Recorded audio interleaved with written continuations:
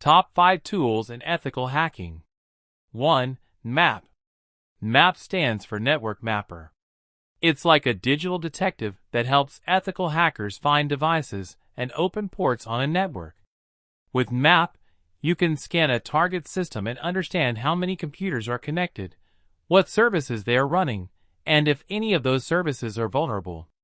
It's very useful during the first phase of hacking called reconnaissance. 2.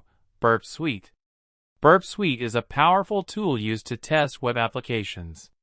Ethical hackers use it to intercept and modify traffic between their browser and the website.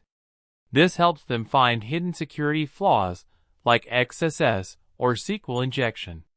Burp Suite has both free and paid versions, and it's widely used by professional bug bounty hunters and penetration testers.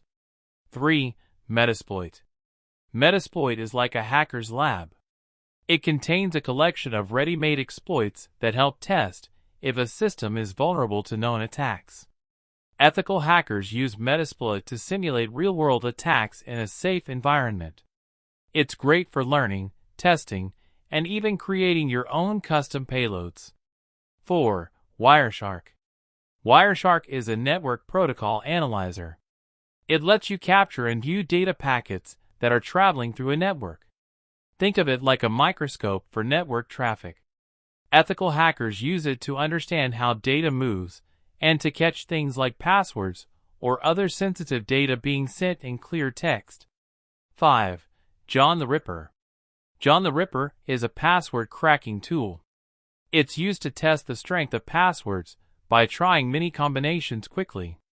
Ethical hackers use it during penetration tests to check if users are using weak or easy-to-guess passwords.